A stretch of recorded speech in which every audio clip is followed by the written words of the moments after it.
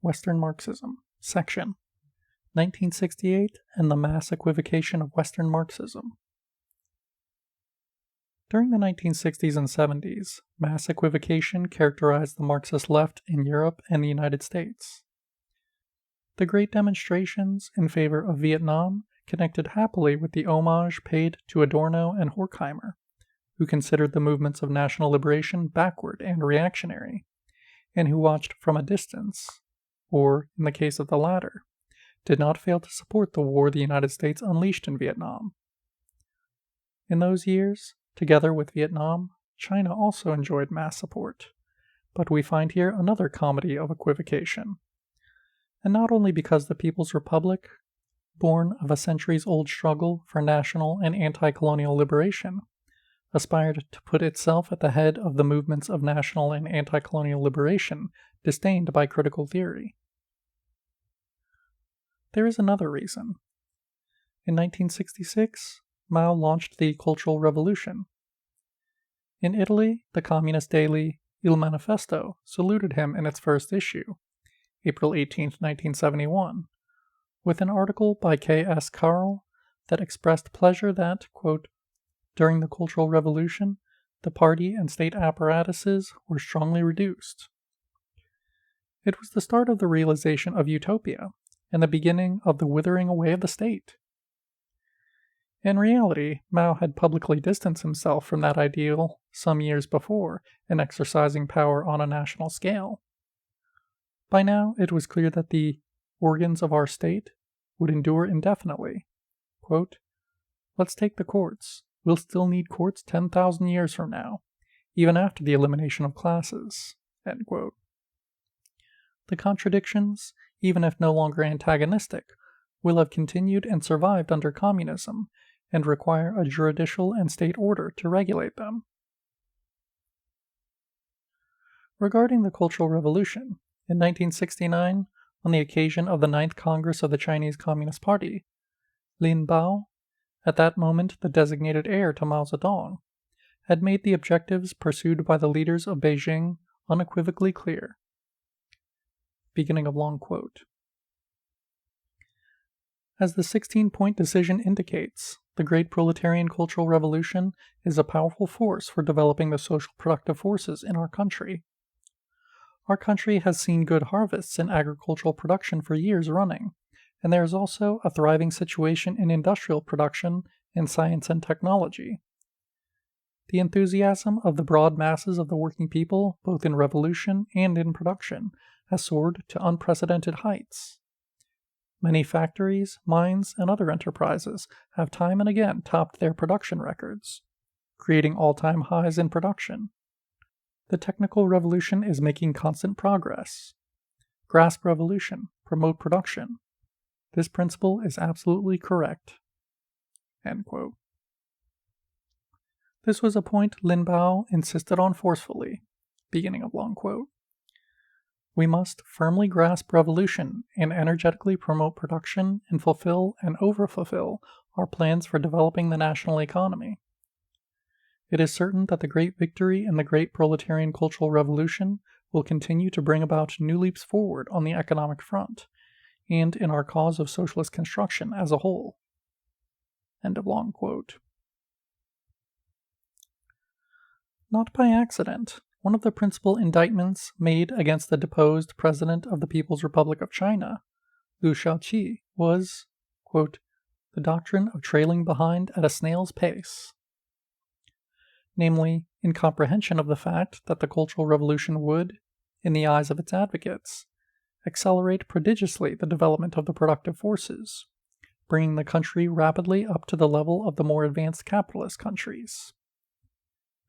The Cultural Revolution relaunched the great leap forward that had been going on since 1958, through which China adventurously hoped to make record time in economic and industrial development, thanks to the mass mobilization and enthusiasm for work and production. What did Western Marxism understand of all this? In Italy, the same people enthusiastic over the new course adopted by Beijing also welcomed the book whose central thesis was that the socialist revolution would, beginning of quote, suppress work, and in so doing, it will abolish class domination. Suppression of work by the working class and the violent destruction of capital are one and the same. End of quote, by Mario Tronti. At this point, the comedy of equivocations reached its culmination. Already in 1937, in the essay On Practice, Mao had made clear the centrality of activity in material production to the growth not only of social wealth, but also of human consciousness. Indeed, quote, the small scale of production limited man's outlook. Thanks to its pedagogical function, activity in material production was not destined to disappear even in the classless society. In the West, instead, celebrating the leader of the Chinese Revolution could be connected to the expectation of the end of work.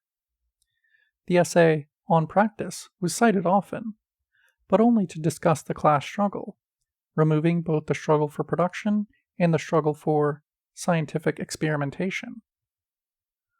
With the principal slogan launched by the Cultural Revolution, "Make revolution, increase production," Western Marxism forgot Mao's thought, to which it paid homage.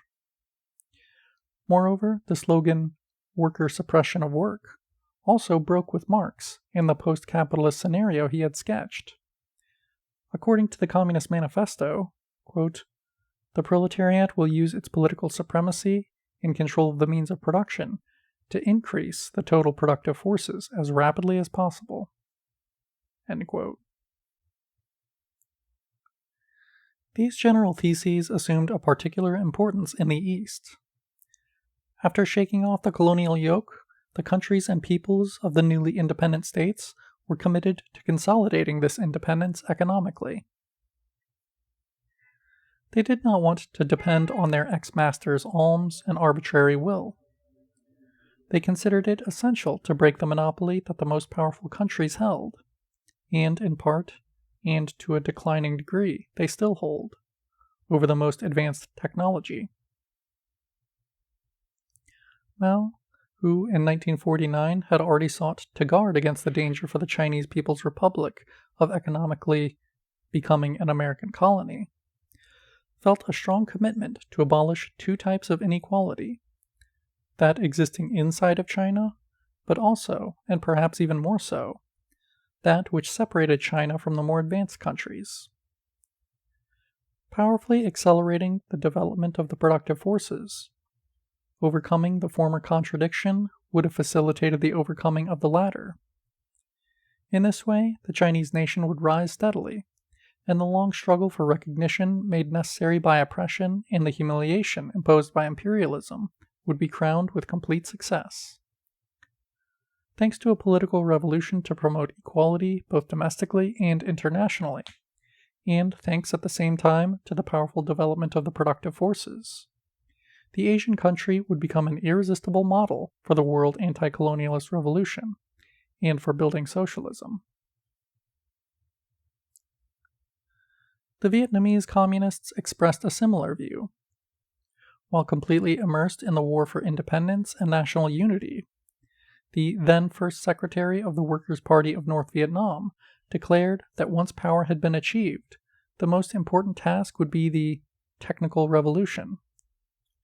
Starting from that moment, it was, quote, the productive forces that played the decisive role.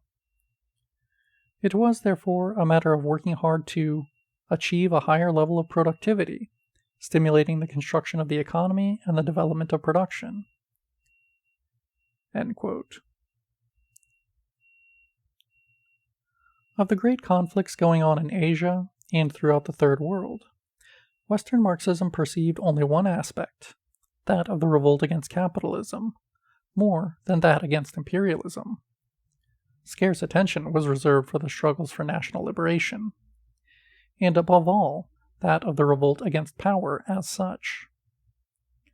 It was in this sense that the West read the slogan, "It is right to rebel," with which Mao sought to rid himself of the adversaries who still occupied important positions of power in the Communist Party.